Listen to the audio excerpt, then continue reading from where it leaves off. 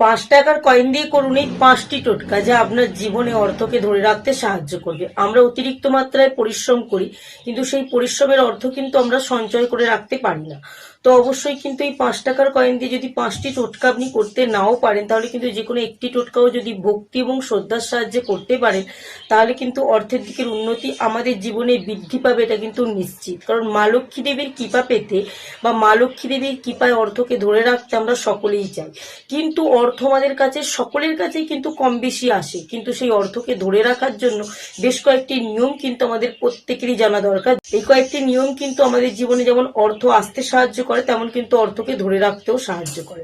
তো অবশ্যই আপনারা যে কোনো বৃহস্পতিবার দিন একটি ৫ টাকার কয়েন নেবেন, সেটাকে গঙ্গা জল দিয়ে ধুয়ে শুকনো করে নেবেন এবং আপনি আপনার অনামিকা আঙুল দিয়ে সিঁদুর দিয়ে আপনার যে নামের প্রথম অক্ষর, ইংরাজি হতে পারে বাংলা হতে পারে, সেই প্রথম অক্ষরটা কিন্তু ৫ টাকার কয়েনের ওপর লিখবেন অনামিকা আঙুল দিয়ে। এবং সেই ৫ টাকার কয়েনটি লেখার পর আপনি অবশ্যই কিন্তু আপনার বাড়ির খোলা ছাদ বা খোলা উঠোনেতে একটা পাত্র নেবেন, খোলা পাত্র। সেই খোলা পাত্রের ওপর যেদিকে আপনি নামের প্রথম অক্ষরটা লিখেছেন সেদিকটাকে ওপর দিকে রেখে নিচের দিকটা ওই জলের মধ্যে রেখে দিন।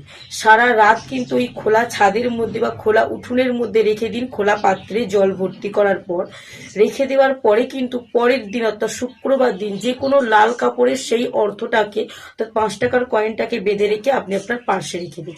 এতে দেখবেন অতিরিক্ত পরিমাণে অর্থ যেমন আপনার কাছে আসবে, তেমন কিন্তু সেই অর্থকে আপনি ধরে রাখতে পারবেন। যেটুকু আপনার দরকার সেটুকু আপনি খরচ করে বাকিটা কিন্তু সঞ্চয় করতে পারবেন। আপনি একটি ৫ টাকার কয়েন দিয়ে আপনার মনের একটি ইচ্ছাকে পূরণ করতে পারবেন। যখন আপনারা ধূপ বা প্রদীপ দেন, দেখবেন ধূপের ধোঁয়া বা প্রদীপের শিখাটা উপর দিয়ে ওঠে।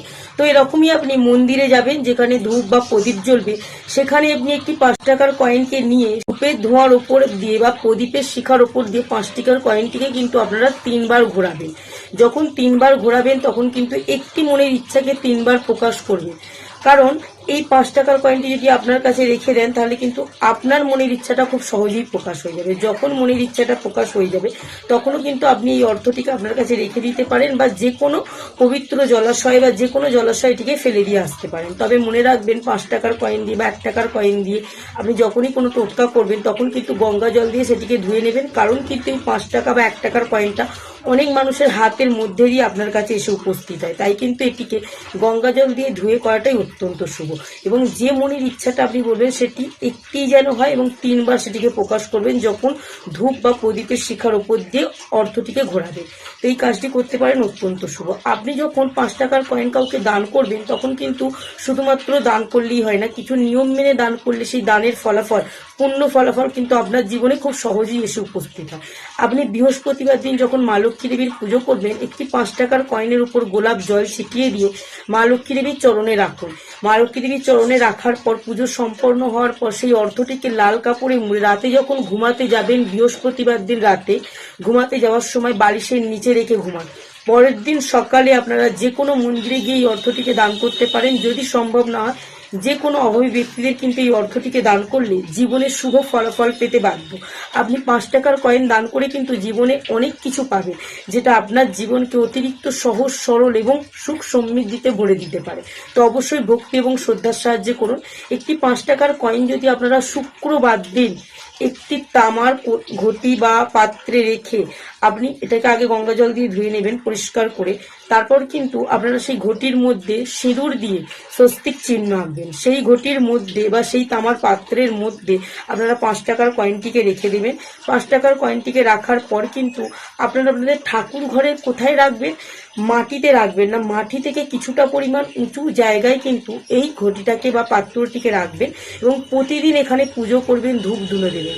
এতে কি হয়? এতে কিন্তু সংসারে অর্থ আসতে অতিরিক্ত পরিমাণে সাহায্য করে আমাদের মা লক্ষ্মী দেবীর কৃপায়। যদি হঠাৎ করে রাস্তায় চলতে চলতে বৃহস্পতিবার দিন বা যে কোনো দিন আপনি একটি কয়েন কুড়িয়ে পান, সেটা যদি ৫ টাকার কয়েন হয়, তাহলে বুঝেই নেবেন কিন্তু মা লক্ষ্মী দেবীর কৃপা আপনার ওপর আছে। এই টাকাটিকে কিন্তু আপনি কাউকে দান করবেন। এই টাকাটিকে আপনি গঙ্গা জল দিয়ে ধুয়ে মা লক্ষ্মী দেবীর চরণে কিন্তু একটা সপ্তাহ রেখে দেবেন। একটা সপ্তাহ পর কিন্তু সেই অর্থটিকে নিয়ে আপনারা লাল কাপড়ে মুড়িয়ে ক্যাশ বাক্সে রেখে দিন, অত্যন্ত শুভ। এতে কিন্তু মা লক্ষ্মী দেবীর কৃপায় আপনার সংসারে অতিরিক্ত মাত্রায় অর্থ আসতে থাকবে।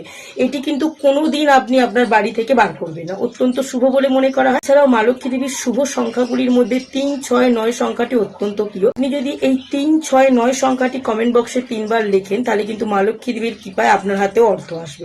তো অবশ্যই যদি ভিডিওটা থেকে কিছু শিখতে পারেন তাহলে ভিডিওটা একটু শেয়ার করে দিন যাতে সকলে জানতে পারে।